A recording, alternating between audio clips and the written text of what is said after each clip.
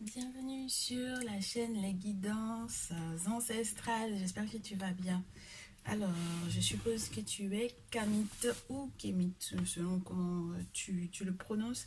Et donc, du coup, ce message va être pour toi. Je commence d'abord avec le message collectif avant de te demander de choisir le jeu avec lequel on va faire tes prédictions pour les prochains jours.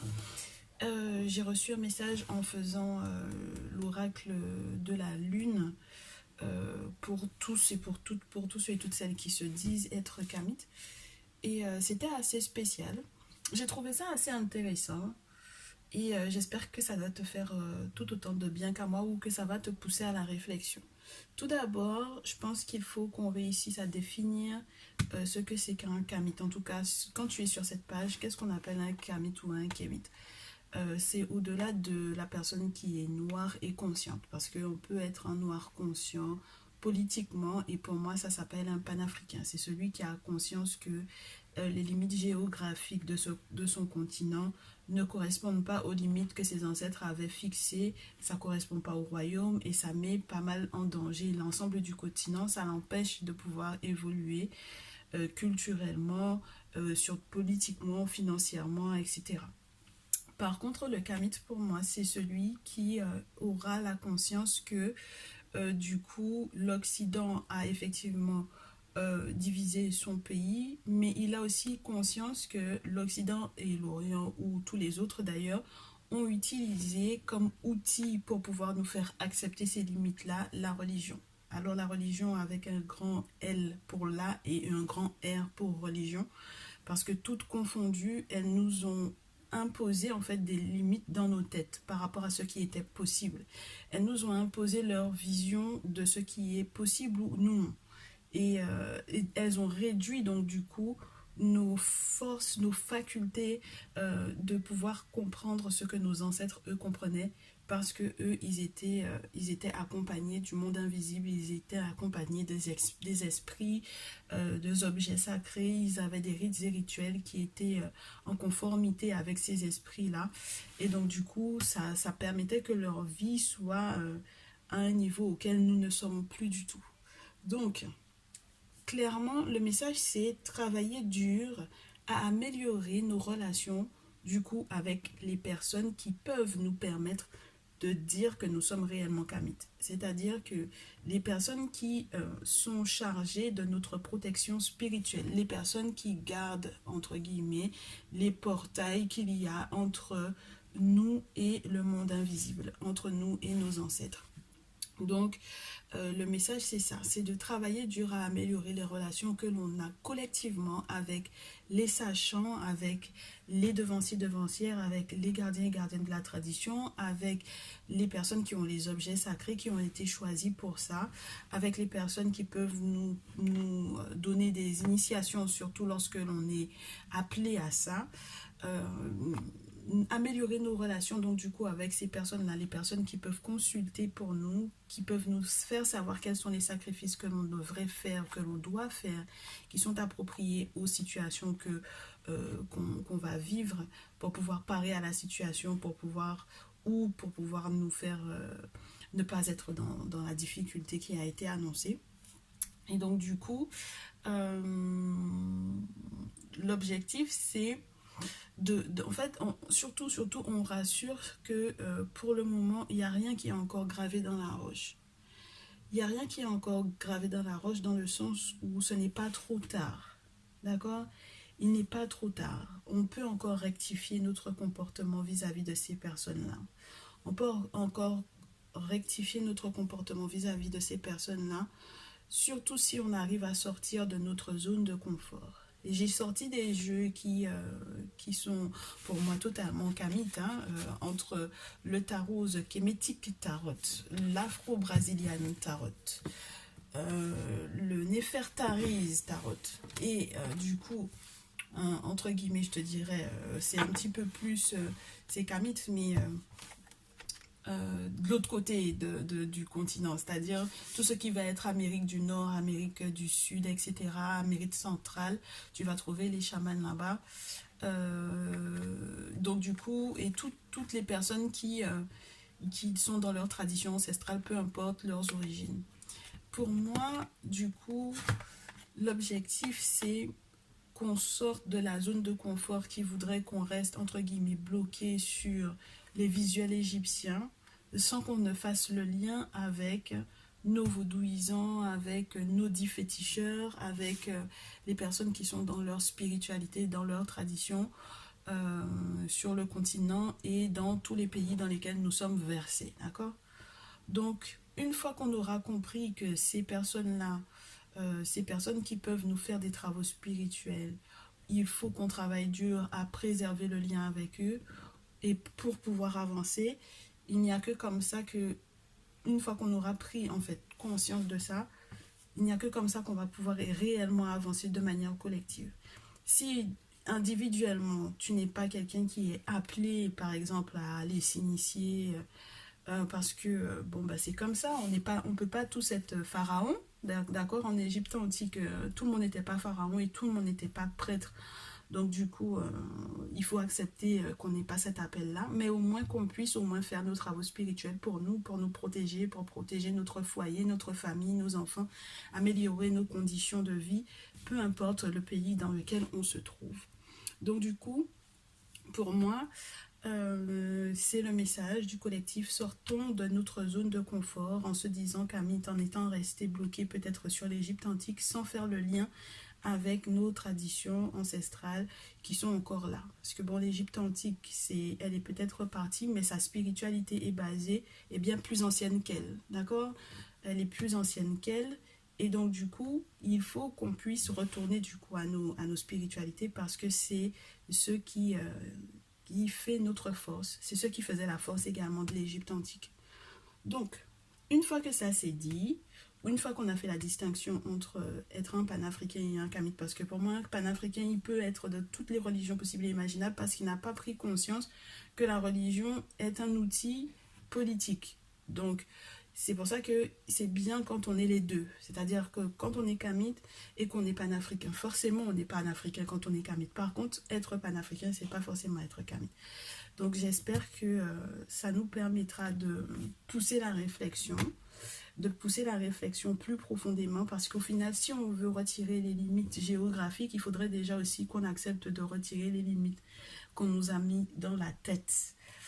Parce que toute personne qui te dit que quand, par exemple, un frère en Christ ou un frère dans l'islam te fait une vacherie, te met en esclavage, te néglige, te dénigre, c'est pas la peine tu ne peux pas te permettre de le critiquer, il y a un problème. Il y a déjà un problème. Parce que c'est ton frère en Christ ou parce que c'est ton frère en islam, tu ne peux pas le critiquer, il y a un problème. Donc ça, c'est déjà une barrière mentale. Et c'est ce qu'il faut qu'on arrive à briser, en fait. C'est ce qu'on arrive à briser et il faut aller donc dans quelque chose de plus fort que ces religions-là. Et il n'y a que la spiritualité ancestrale qui peut faire ça. Donc une fois que ça c'est fait, une fois que donc du coup tu vas te positionner pour savoir comment tu te situes, est-ce que tu comprends vraiment ce que c'est que d'être kamite. Maintenant, on va analyser ce qu'on a comme message pour toi. Et tu te rendras compte que être kamite, c'est pas forcément être forcément initié parce que du coup, tu n'es pas peut-être appelé à ça, mais par contre, faire tes travaux spirituels et être conscient de la relation que tu devrais sceller avec la personne qui te fait tes travaux spirituels pour ton bien, à toi d'abord et ensuite forcément plus on sera nombreux à être bien individuellement, mieux ce sera pour le groupe. Là c'est déjà une très très bonne chose. Maintenant tu peux faire ton choix avec ce message en tête. On va voir qu'est-ce qu'il y a pour toi par rapport à quels que soient les événements que tu es en train de vivre. Ça dépend de toi. Si tu as envie que ce soit plutôt professionnel, sentimental, pense à la situation sur laquelle qui t'intéresse le plus, qui t'inquiète peut-être le plus et sur laquelle tu as besoin d'avoir des idées un petit peu plus claires. Et maintenant, choisis ton jeu. Le premier tas, ce sera le Kemetic Tarot. Le deuxième, ce sera l'Afro-Brazilian Tarot. Le troisième, ce sera le Nefertariz. Et le quatrième, ce sera le Tarot des chamans. Même si tu ne le vois pas. Ok? Voilà. Fais ton choix et on débute avec le premier tas. Donc moi, il faut que je les mette dans l'ordre à côté pour ne pas me perdre. Et on débute avec toi, très cher, tas numéro 1. Donc on va voir quel est le message qu'on me donne pour toi. Je garde cette carte-là parce qu'il est question de toi en tant que consultant. Ok?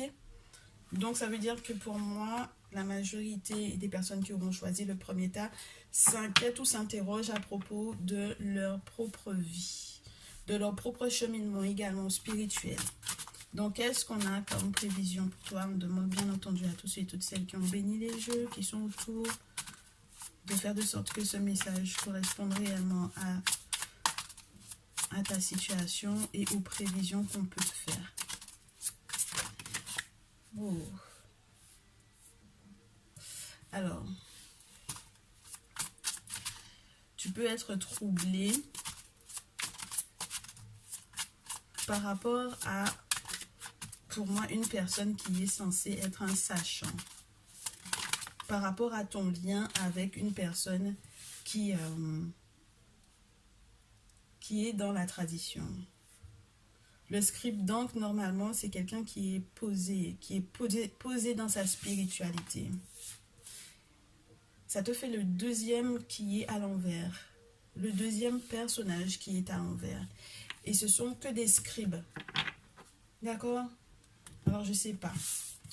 Est-ce qu'on t'avertit parce que peut-être que tu as été voir plusieurs personnes différentes pour faire des travaux et que ça ne fonctionne pas?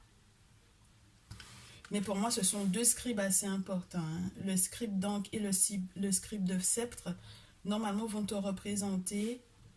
Alors, le premier, c'est Imhotep. Le deuxième, c'est le fils d'un pharaon.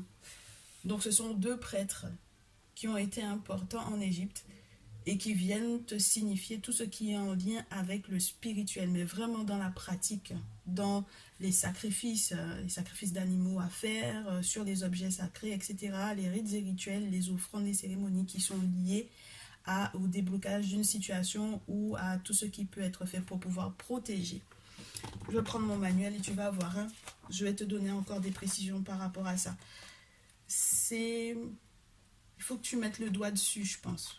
Il faut que tu mettes le doigt dessus parce que tu ne peux pas rester dans ce genre de situation-là. Ça peut te rendre complètement immature en fait. Hein. Ça peut te rendre immature, ça peut te rendre éloigné de tout ce qui est, je te dirais, naturel chez l'homme noir ou la femme noire avec le scribe à l'envers. Le scribe donc à l'envers. Et avec le scribe de feu à l'envers, on peut te parler d'une perte d'énergie. Forcément, hein, si jamais tu as eu un souci avec des personnes qui... si tu as fait des travaux spirituels qui n'ont pas fonctionné, là, ça peut être très spécial. Tu vas perdre en énergie. Tu vas te précipiter de faire des choses et ça ne va pas forcément aller dans ton sens du coup. Tu vas manquer de concentration. Et tu auras le sentiment que mentalement parlant, tu es perpétuellement sous tension. Ça, pour moi, j'aurais eu le 3 d'épée dans un autre jeu. Ça aurait été, entre guillemets, le résumé de ces deux cartes-là. C'est-à-dire une chicotte spirituelle en cours. D'accord?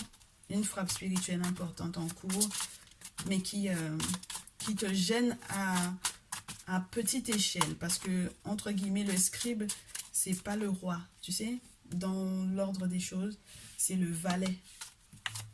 Donc, même si c'est le guérisseur, mais c'est une première étape vers le roi. D'accord? Donc, ça veut dire que pour moi, c'est à petite dose, en fait. À petite dose. Oui. C'est à petite dose. Tu te diriges vers... Tu te diriges vers un ressenti qui est très, comment te dire, très nostalgique en fait. Tu es quelqu'un de très nostalgique. Nostalgique de peut-être d'une personne ou de plusieurs personnes avec lesquelles tu as pu fonctionner, je te dirais. J'ai pas mal de cartes qui tombent là. Alors, je sais pas si tu vas tout voir. Donc, j'essaie de faire au mieux. Alors, peut-être qu'il faudrait mieux que je les mette comme ça. Voilà.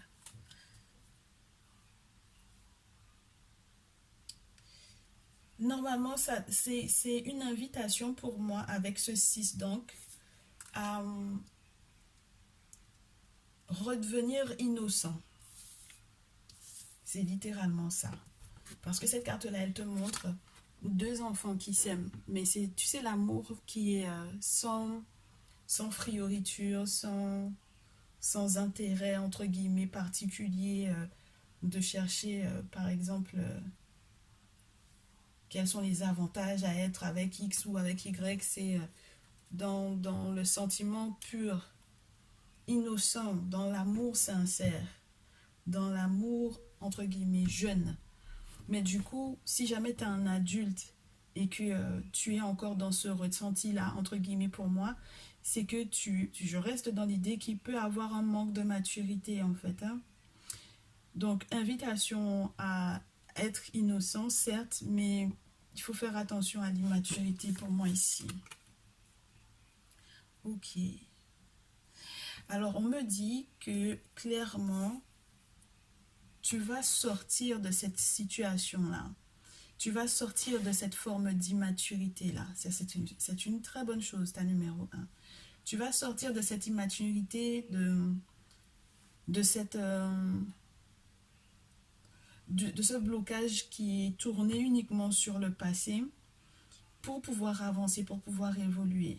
Normalement, tu es censé avoir un sacré coup de pouce de la chance. Avec Shai et René Noutet, on te dit que, entre guillemets, ce sont les deux divinités qui sont là au moment où tu débutes ta vie pour te donner, entre guillemets, ton nombre d'années à vivre.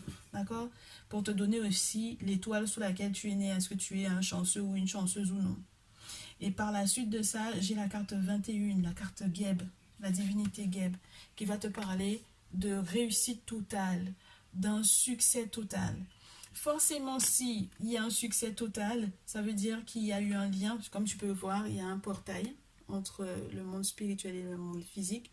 On te parle d'abondance avec cette carte-là, c'est nickel. Hein. On te parle d'une abondance florissante, mais on te dit que c'est le monde invisible qui va te la donner. D'accord? Donc pour moi, il y a des travaux spirituels qui vont te faire sortir de l'immaturité, qui vont te faire sortir de débloquer mentalement et émotionnellement, du coup, et qui vont te redonner ta chance. D'accord? C'est ce qu'on disait au départ. Hein?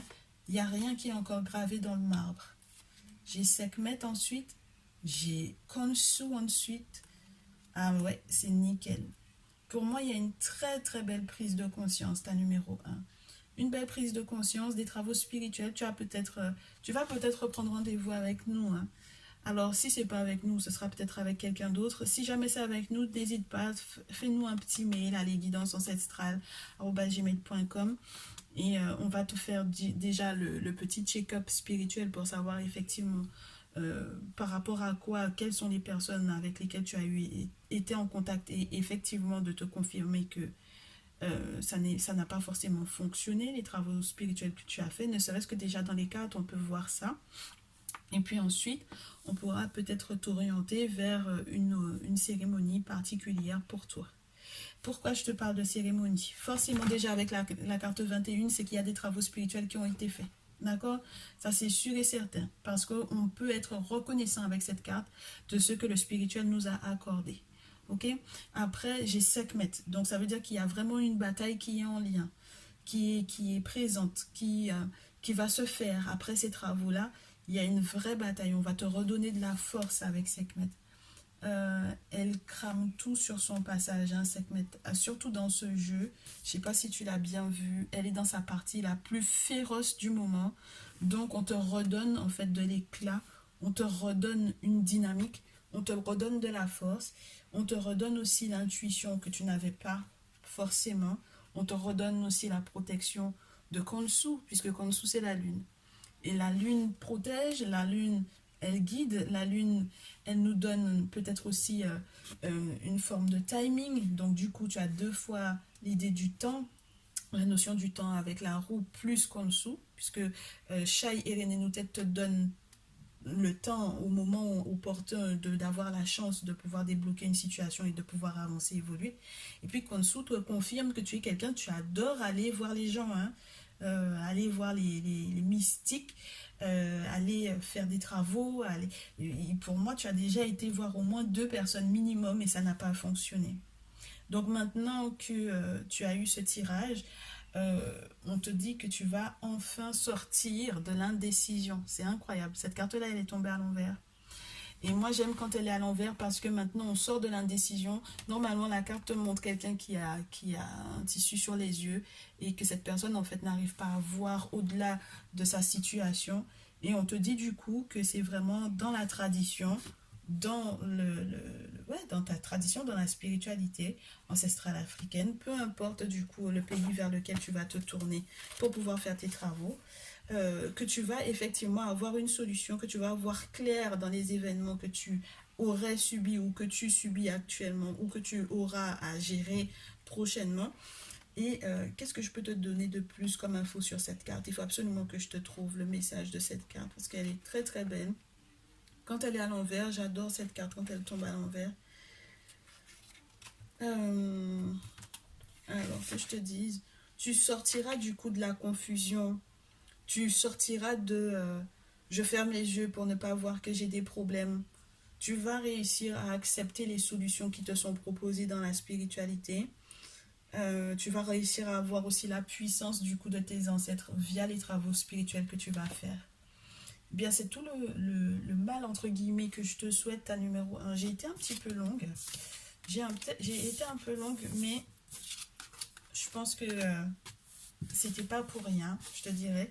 On va voir si on a juste une ou 2 cartes pour suivre du coup le lâcher prise, juste pour pouvoir clôturer avec un petit message, un petit conseil pour toi pour les prochains jours. Du coup, on voit ton vaudouisant, on voit quelqu'un qui est dans la tradition. Envoie-nous un petit mail, comme je te répète, si tu as besoin de plus de précision. Ouais.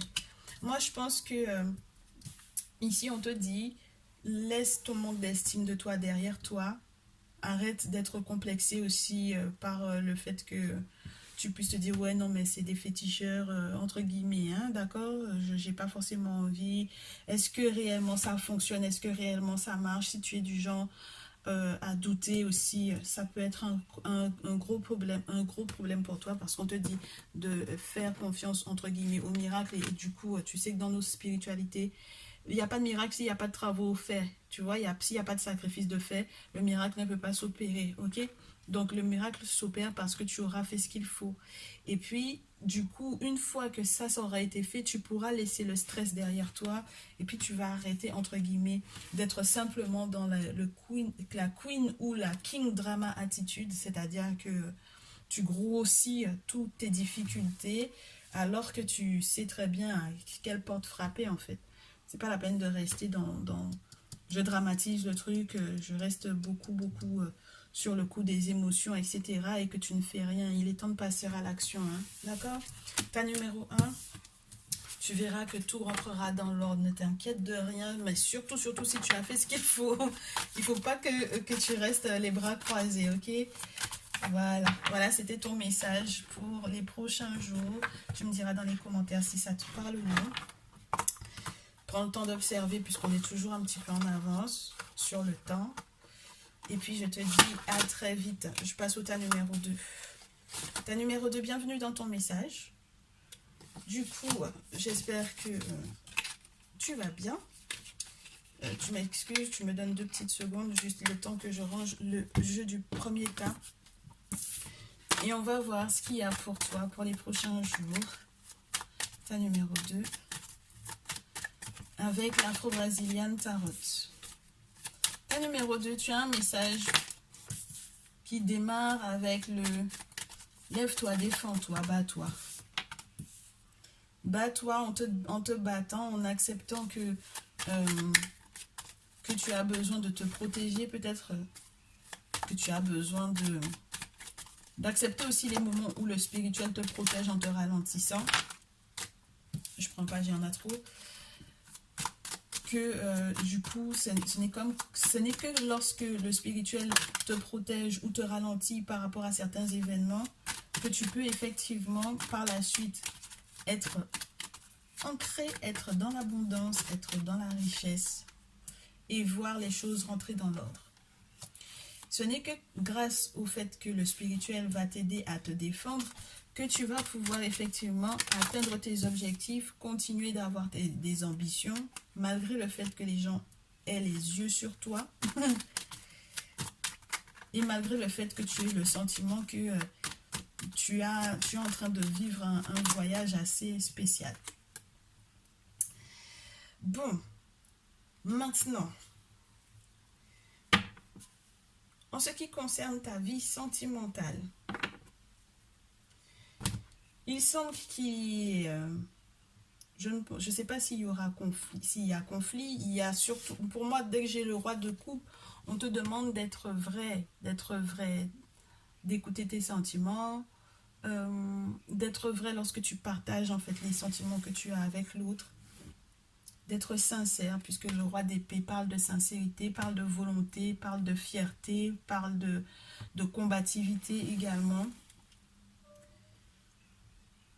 Parle du fait qu'il va y avoir des conversations aussi assez tranchantes. Maintenant, je termine avec l'ermite à l'envers. Et l'ermite à l'envers, je te disais qu'il faudrait être véridique. Et l'ermite à l'envers peut te faire savoir que tu as des secrets. Tu as des secrets vis-à-vis de ton autre, peut-être. Peut-être que soit tu as des secrets vis-à-vis de ton autre et donc du coup, tu ne lui dis pas tout concernant, par exemple, des problèmes de santé assez importants. Soit on te fait savoir que il y a dans ton entourage une personne qui peut être assez malade. Et puis avec l'ermite à l'envers, surtout dans ce jeu, pour moi, on te dit que tu vas avoir affaire à un gardien de la tradition et ça ne va pas être bon pour toi. D'accord? Donc si, regarde bien, si tu as démarré avec ce 9 de bâton, ça veut dire que tu as été voir quelqu'un pour pouvoir essayer de te défendre. D'accord? Il y a eu une situation précédemment qui était soit ralentie, bloquée, ajournée, soit tu as fait ce qu'il fallait pour pouvoir te relever, pour te redresser. Et tu es dans l'abondance avec le roi de denier.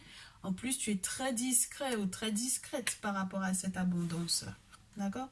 Bon, ça ne sert à rien d'être discret ou discrète par rapport à l'abondance lorsque tu as déjà fait des travaux spirituels chez quelqu'un, de ne pas lui dire que ça va parce que de toutes les façons, le monde spirituel vient lui dire que ça va chez toi. D'accord? Donc, que tu sois discret avec les autres, il n'y a pas de souci, mais pas avec ton gardien, ça ne sert à rien. Il faut mieux que tu lui dises que ça va mieux, que depuis que tu as fait les travaux, tout va bien. Il vaut mieux être sincère. Hein? Je te disais qu'il faut être sincère. Alors, tant sur le plan sentimental que dans ta relation avec le gardien. Et on en parlait, c'est le thème de ce message pour le collectif. Ok? Il faut être sincère et il faut travailler dur aux relations que l'on a avec nos gardiens parce que ce sont eux qui sont littéralement les gardiens de nos âmes. Ils sont en charge de nous lorsque on fait appel à eux. Et donc, du coup, il n'y a que eux qui peuvent résoudre nos difficultés. Donc, si après que tu aies pu effectivement faire des travaux chez quelqu'un, que les choses se sont rangées, mises dans l'ordre, que tu as pu reprendre en fait ton activité, hein. On te parle d'ambition, on te parle de travailler, on te parle de se chercher, d'avoir peut-être plusieurs mouvements, de peut-être répondre à plusieurs contrats, d'être en activité, de ne pas être sans rien, d'accord? Et que tu puisses te retrouver à la fin avec un gardien à l'envers, c'est pas une bonne chose, d'accord?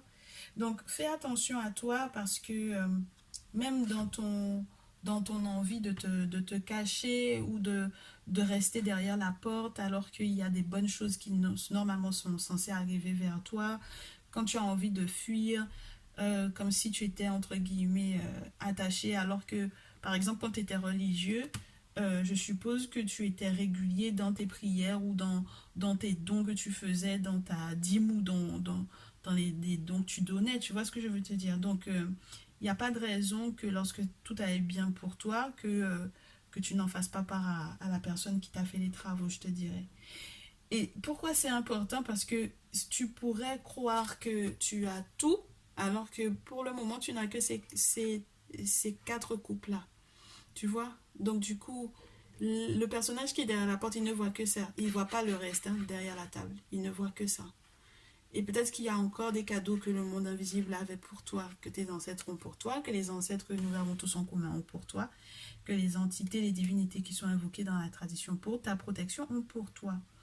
Le 6 d'épée te dit que en voulant, entre guillemets, passer entre les mailles du filet, tu vas vivre des moments assez spéciaux, des moments où les mouvements, les déplacements vont être un petit peu lourds, ou tout simplement c'est ton chemin de vie qui va être alourdi. D'accord? Donc c'est pour ça qu'il faut que tu sois vrai, c'est pour ça qu'il faut que tu sois franc, c'est pour ça qu'il faut que tu dises la vérité, que tu sois sincère, que tu sois combatif et que tu règles ces problèmes avec ce gardien-là. Ok? C'est important. Il s'agit de ta vie, ta numéro 2 là. Ok? Bon, on va voir si on a autre chose à te dire avec le lâcher prise. J'ai le sentiment de presque redire la même chose que au tas numéro 1.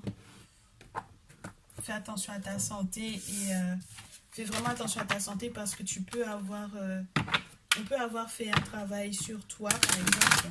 Tu peux avoir été attaqué par quelqu'un et ça va jouer sur ta santé.